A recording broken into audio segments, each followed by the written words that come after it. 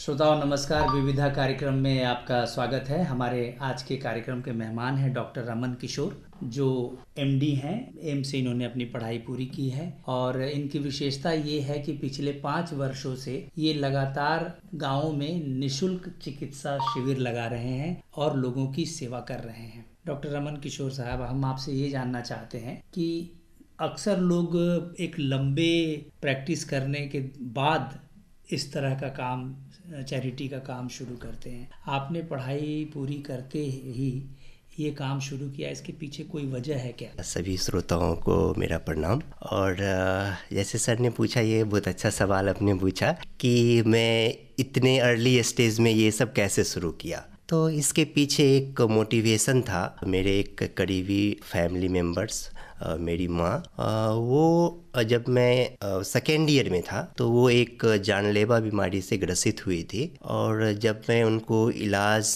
के लिए लेकर गए, बड़े बड़े संस्थानों में गए, इवन टाटा मेमोरियल मुंबई गया, और वहाँ पर पता चला कि यदि आप उनको थोड़ा पहले ले आते, अर्ली स्टेज में ले आते, तो मैं उनका इलाज कर सकता था या उनको बचा सकता था। वहीं से ये समझ में आया, अर्ली डायग्नोसिस, समय से पहले इलाज होना और उपचार शुरू होने का वैल्यू समझ में आया। और मैं वहीं से सोचा था कि जो भी बड़े बड़े संस्थान में जो डॉक्टर्स हैं वो भी कुछ नहीं कर सकते हैं यदि बीमारी एडवांस स्टेज में चले जाए। तो वहीं से ये मन में आया था कि मैं अपने लाइफ टाइम में उन लोगों के लिए काम करूंगा जहां तक स्वास्थ्य सुविधा नहीं पहुंच पा रही है। मैं दरभंगा के एक छोटे से गांव से आता हूं। मैंने ग्रामीण स्वास्थ्य सुविधा को बहुत करीब से देखा है, कितनी खामियां हैं। अभी भी जो लोकल लोग हैं वो अनस्किल्ड हैं, उनसे ही वो सारा सिस्टम चल रहा है।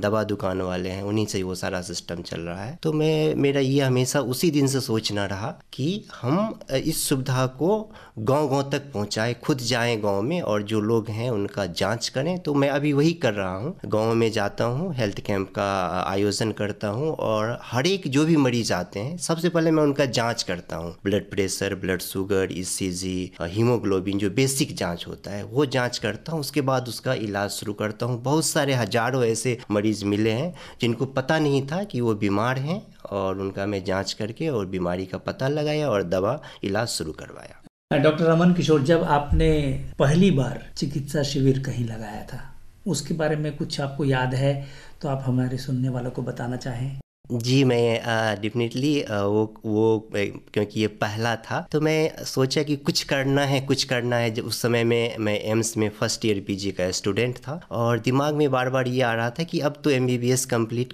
कर लिया हूँ, अब कुछ करना है। तो मैं जब बहुत सोचा, फिर लगा कि नहीं, शुरू कर देना चाहिए। तो मैं ऐसे ही एक गाड़ी उठाया और उस पर जो सामान है वो ले करके और चल दिया। तो मैं नौबतपुर वाले रोड में गया, एम्स से नौबतपुर वाले रोड में, तो देखा कि कुछ लोग खेत में फसल काट रहे हैं। तो मैं गया उनके पास, मेरे पास पिक्चर भी होगा वो। मैं गया उनके पास, बाबा अब कैसे हैं? तो बुजुर्ग एक एज के थे। तो बोला ठीक है, तो आपको कभी कोई बीमारी हुआ है? तो हाँ, लकवा का शिकायत हुआ था। फिर आप दवा खा रहे हैं? तो नहीं, दवा नहीं खा रहे हैं। तो मैं फिर उनका बीपी चेक किया। उनका भी बीपी उस समय बहुत बढ़ा हुआ था। शुगर चेक किया। फिर लगा कि मैं उनको काउंसलिंग किया कि आपको दवा खाना चाहिए, नहीं तो फिर से आपको लकवा का शिकायत हो सकता है। फिर वहाँ से नहीं, एक बहुत बड़ा मोटिवेशन आया, नहीं, बहुत सारे नीडी हैं जो गांव में हैं, जो अनअवेयर, जो एजुकेटेड नहीं है, वो उनका हेल्थ एजुकेशन जो है वो नहीं है। तो मैं उस पर काम करना शुरू किया धीरे धीरे करके। पहले अनऑर्गेनाइज वे में मैं कैंप करता था। धीरे धीरे उसी कैंप से सीखा क्या करना चाहिए, कैसे करना चाहिए, और धीरे धीरे खुद को इम्प्रूव करते गए और अभी यहाँ पे हूँ। तो आज की तारीख में अगर हम जानना चाहें या हमारे सुनने वाले जानना चाहें कि कितने चिकित्सा शिविर आप लगा चुके हैं निःशुल्क? अभी पिछले शनिवार को हम लोगों ने 201 नंबर का हेल्थ कैंप का आयोजन किया था। और अभी हमारे पास एक टीम भी है, हाँ, जो डॉक्टर्स हैं, जो मेडिकल स्टूडेंट हैं, जो स्वेच्छा से सेवा दान कर सकते हैं, उनका एक टीम है और लगभग 20 लोगों का टीम है। तो लोग आते रहते हैं, 1 2 3 4 लोग कभी भी आ गए उस टीम से और मेरा काम हो जाता है और बहुत आसानी से स्मूथली चल रहा है। तो ये प्रतिदिन चलता रहता है या सप्ताह के कुछ खास दिन होते हैं उस दिन आप इसको करते हैं? नहीं, मैं सरकारी हॉस्पिटल में काम करता हूँ। मंडे टू जो सैटरडे हमारा समय होता है, उस समय में मैं अपने ड्यूटी पे होता हूँ। छुट्टी का जो दिन होता है और रविवार वो दिन होता है, वो लोगों के लिए होता है। मैं उस दिन निकलता हूँ और लोगों के साथ, अपनी टीम के साथ और सुदूर गाँव में जा कर के हेल्थ कैंप का आयोजन करता हूँ। तो ये जो 5 साल की यात्रा है, इसमें कुल कितने चिकित्सा शिविर आपने लगाए हैं अब तक? अभी तक हमने 201 हेल्थ कैंप का आयोजन किया है और लगभग 30,000 मरीजों का हमने इलाज किया है, जांच किया है। और हम लोगों के पास मरीज का रिकॉर्ड भी रहता है, मैंने सबका रिकॉर्ड भी रखा है। अच्छा, तो जो आपके गांव में जो क्लिनिकल एक्सपीरियंस आपका हुआ है, आपने लोगों को देखा है, डायग्नोज किया है, तो जो अवेयरनेस है, लोगों का लेवल है, उसके बारे में आप हमारे सुनने वालों को क्या बताना चाहेंगे? क्या आपका क्लिनिकल एक्सपीरियंस रहा कि लोगों को विशेष सावधान रहने की ज़रूरत है?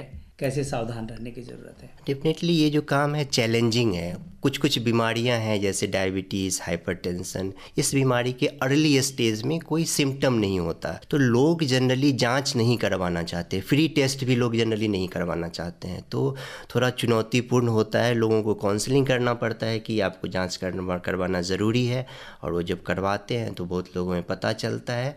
और इससे इतने हेल्थ कैंप करने के बाद ये एक ही बात पता चला कि यदि हम ग्रामीण स्वास्थ्य सेवा को यदि हम मजबूत करते हैं, तो आज जो हमारे हॉस्पिटल में टर्सरी केयर सेंटर पे जो आईसीयू का ज़रूरत है, स्पेशलिस्ट, सुपर स्पेशलिस्ट का ज़रूरत है, डॉक्टर्स का, तो उसकी कमी को कम किया जा सकता है, वहाँ पर भीड़ कम किया जा सकता है। यदि अर्ली स्टेज में इलाज शुरू हो गाँव में अच्छा व्यवस्था हो, गाँव विलेज लेवल पे फैसिलिटीज़ हो हेल्थ, तो हम ये जो भीड़ भाड़ है इसको कम कर सकते हैं और लोगों का जो मोर्टेलिटी और मॉर्बिडिटी है उसको भी कम कर सकते हैं। अच्छा, तो इसमें क्या सुविधाएं होनी चाहिए? जैसे जांच की सुविधा, अब तो प्राइमरी हेल्थ सेंटर, अतिरिक्त प्राथमिक स्वास्थ्य केंद्र, इस तरह के तो केंद्र काफ़ी, सरकार ने काफ़ी इस नेटवर्क को मजबूत किया है ग्रामीण स्तर पर भी। जी हाँ, अभी भी कुछ बेसिक चैलेंजेस हैं। जैसे अब किसी भी सरकारी अस्पताल में जाओ तो क्या होता है कि वहाँ पे भीड़ है, लोगों को सोच कर जाना पड़ता है कि हम जाएंगे तो अपना काम छोड़ करके, और हमको पूरा दिन हो सकता है लगेगा जांच करवाने में, दवा लेने में। ये एक बैरियर है। अब जो डेली वेज के लोग हैं, जो पूरे दिन कमाते हैं, शाम में खाते हैं उसी पैसा से, उनके लिए ये दिक्कत है कि वो यदि अपना काम छोड़ देंगे तो फिर उनको प्रॉब्लम होगा। तो यदि उनके घर तक स्वास्थ्य सुविधा पहुँचाया जाए तो फिर वो लोग, जैसे हमारा कैंप होता है, हमने कैंप ऑर्गेनाइज किया, कोई रास्ते पे कोई लोग जा रहा है, तुरंत आकर के जांच करवा लिया, वहीं पे जांच हो गया, वहीं पे प्रिस्क्रिप्शन हो गया, वहीं पे दवा मिल गया, 10 मिनट 15 मिनट में उनका काम हो जाता है। तो ये अप्रोचेबल यदि हेल्थ केयर हो तो हम लोग इसका ज़्यादा लाभ उठा सकते हैं और बेटर आउटपुट हो सकता है। अच्छा, आप जो चिकित्सा शिविर लगाते हैं उसमें कुछ खास आयु वर्ग के विशेष लोगों के लिए लगाते हैं या सामान्य तरह से सभी लोगों के लिए लगाते हैं? मैं एक फैमिली फिजिशियन हूँ, तो मैं लगभग सभी टाइप के मरीज को देख लेता हूँ। बट हमारे कैंप में जनरली जो हायर एज, ओल्ड एज वाले लोग होते हैं, गांव में जनरली वही लोग रहते हैं और वही लोग जनरली आते हैं। और जो क्रोनिक डिजीज़ है, डायबिटीज़, हाइपरटेंशन, महिलाओं में खून की कमी, इसके ज़्यादा मरीज़ होते हैं। बच्चों के बारे में? बच्चे भी होते हैं। बच्चे का जो बीमारी है वो लोकेशन पे डिपेंड करता है। कभी कहीं बच्चा माल नरिश्ड होता है, कहीं ईएनटी का प्रॉब्लम है, इस तरह का जो कहीं फीवर के मरीज ज़्यादा आ जाते हैं, तो इस तरह का वो वेरी करता है बच्चे का केस। बुजुर्गों के ज़्यादा है? बुजुर्गों में ज़्यादा, खास करके अब गाँव में भी बहुत ज़्यादा केस हैं डायबिटीज़, हाइपरटेंशन के, और उनको यदि सही से दवा खिलाया जाए और उनको काउंसलिंग किया जाए, लाइफ स्टाइल मॉडिफाई करने के लिए बोला जाए, तो बहुत हद तक हम कम पैसे में बेटर आउटपुट ले सकते हैं। अच्छा, अभी एक हाइजीन का मसला रहता है कि उसके वजह से भी लोग बहुत सारी बीमारियों के शिकार हो जाते हैं गांव में, जो वाटर कंटेमिनेशन की वजह से होती है बीमारियां, या उनके रहन सहन में कुछ त्रुटियां होती है जिसकी वजह से बीमारियां फैलती है। तो उस संबंध में कुछ आपका जागरूकता का कुछ अभियान चलता है या नहीं चलता है? उसके बारे में हमारे सुनने वालों को हाँ, बताएं आप। इसमें एक हमारा जो मेन मुद्दा होता है वो मेंस्ट्रुअल हाइजीन। तो उसके लिए हमारी टीम में जो लेडीज़ डॉक्टर होती हैं उनको ये ड्यूटी दिया जाता है कि आप महिलाओं को काउंसलिंग करें। अभी भी गांव की जो महिलाएं हैं वो अभी गंदे कपड़े का इस्तेमाल कर रही हैं, साफ़ सुथरा नहीं रह रही हैं, और जो फंगल इन्फेक्शन है उससे रिलेटेड ईचिंग होना, डिस्चार्ज होना, परवेजाइनल डिस्चार्ज होना, ये सब बीमारी अभी भी गाँव में बहुत है। तो उनको काउंसलिंग किया जाता है, आप साफ़ सुथरा रहें, शरीर को साफ़ रखें, और जो माहवारी से रिलेटेड जो दिक्कत है, मेंस्ट्रुअल प्रॉब्लम है, उसके लिए आप डॉक्टर से मिलें, आपको कोई दिक्कत हो रहा है, और हम लोग के पास जो भी मरीज़ आता है उसके सलाह दिया जाता है और काउंसलिंग किया जाता है कैसे आप अपने आप को बीमारियों से बचा सकते। तो ये मुफ्त चिकित्सा शिविर की जो आपकी 5 साल की यात्रा है, इसमें आपने अब तक लगभग 30,000 मरीजों का इलाज किया है, उनकी जांच की है। तो इतना बड़ा डाटाबेस है आपके पास, तो इन मरीजों का फॉलोअप बाद में इनका क्या हो रहा है, ये कितना